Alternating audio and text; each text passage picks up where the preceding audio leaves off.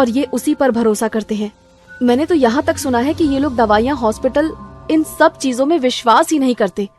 आज भी अपने पारंपरिक तरीकों से ही बीमार लोगों का इलाज करते हैं। मुझे तुम्हारी बहुत चिंता हो रही है राघव। तुम बिना बात की फिक्र कर रही हो।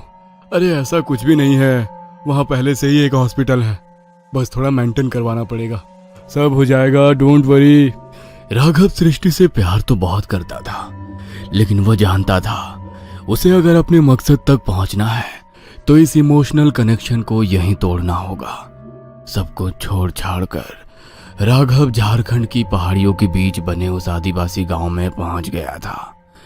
कच्चे मकानों वाली ये छोटा सा गांव बड़े शहर से आए राघव को काफी अजीब नजर आ रहा था। कुछ देर तक गांव में घूमने के बाद उसे एक बूढ़े काका नजर आते हैं। अरे काका, मुझे राजकीय अस्पताल जाना है, जरा मदद कर देंगे क्या?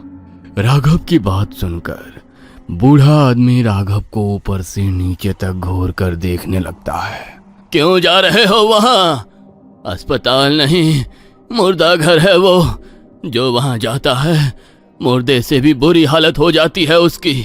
लौट जाओ, कभी मुड़कर भी उसकी तरफ मत देखना। बड़े अजीब लोग रहते हैं यहाँ। मैंने बस अस्पताल का पता पूछा और ये ऐसे आपे से बाहर हो गए। ठीक है, अस्पताल का पता नहीं बताना मत बताओ, लेकिन ऐसे चीखने चिल्लाने का मतलब क्या है? सृष्टि ठीक कह रही थी, आदिवासी जगह है, यहाँ के लोगों को समझने में मुझे अभी काफी समय लगेगा। अस्पताल को मुर्दा घर कौन कहता है? हाँ? उस बुजुर्ग से मिलने के बाद राघव के मन में एक अजीब सी उथल पुथल मच गई थी। छोटा सा गांव था जो बिल्कुल वीरान और सुनसान दिखाई दे रहा था। कुछ देर बाद राघव एक पुरानी सी खंडहर नुमा बिल्डिंग के सामने खड़ा था, जहां टूटे फूटे बोर्ड पर राजकीय अस्पताल लिखा हुआ था। ओह थैंक गॉड, यही है अस्पताल। लेकिन इसकी हालत देखकर तो लगता है यहाँ कोई चिड़िया भी पिछले 10-20 साल से नहीं आई है। राघव ने देखा अस्पताल की दूसरी ओर एक सरकारी आवास भी बना हुआ है।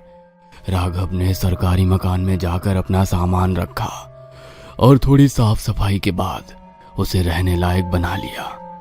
कुछ दिनों की मेहनत के बाद अस्पताल से कुछ कमरे साफ सफाई करके इस्तेमाल लायक हो गए थे। एक दिन अस्पताल के बाहर एक गाड़ी आकर रुकती है, जिसमें डॉक्टर सृष्टि और नर्स सुधा दिखाई दे रहे थे।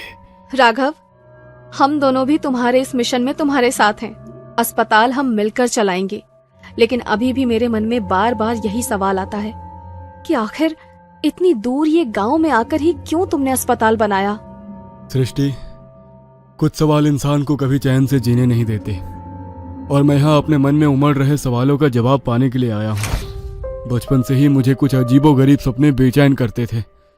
सपने इतने धुंधले थे कि साफ साफ कुछ समझ में नहीं आता था। धीरे धीरे जब मैं बड़ा होने लगा तो एक एक करके कुछ चीजें साफ दिखाई देने लगी, और उन सपनों में ही मैंने कुंदनगढ़ का राजकीय अस्पताल भी देखा। पिताजी से मैंने कई बार पूछा कि क्या मेरा कुंदनगढ़ से कोई संबंध है, तो उन्होंने हमेशा इनकार कर दिया। बस उन बिखरी कड़ियों को जोड़ने के लिए मैंने यहाँ आकर प्रैक्टिस करने का विचार बनाया। मैं खुद को यहाँ से बहुत जुड़ा हुआ सा महसूस कर रहा हूँ। इस हॉस्पिटल का हर कोना ऐसा लगता है जैसे मुझसे कुछ कहना चाहता है।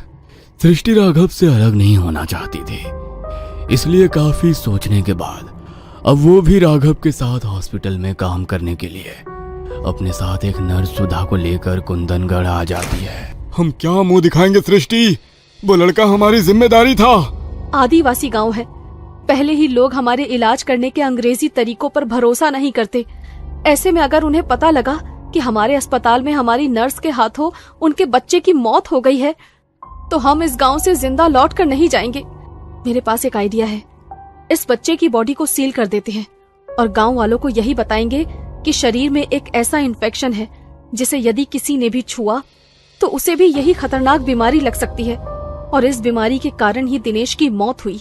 हो सकता है गांव वाले हमारी बात पर भरोसा कर लें। जैसा कि सृष्टि ने कहा था, डॉक्टर राघव गांव के मुखिया को दिनेश की बॉडी सौंपते हुए वही बातें दोहरा देता है। मुझे ऐसा लगता है डॉक्टर साहब ठीक कह रहे हैं, वाकई दिनेश की हालत सामान्य नहीं थी।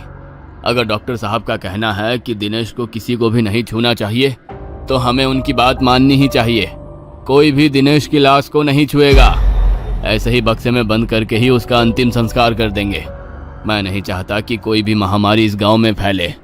गांव वालों ने सृष्टि और राघव की बातों पर भरोसा कर लिया था। फिलहाल तो गांव के लोगों को पता नहीं लग पाया था कि नर्स सुधा ने उसकी जान ली है, लेकिन राघव और सृष्टि के सामने आखिर सुधा को क्या हुआ है? ऐसे अचानक उसने दिनेश को क्यों मार डाला और अब वो गायब कहां हो गई है? आज क्या नर्स सुधा पर कोई शैतानी ताकत सवार हो गई है? क्या राघव और सृष्टि यहां से कभी निकल पाएंगे? जानने के लिए देखना ना भूलें।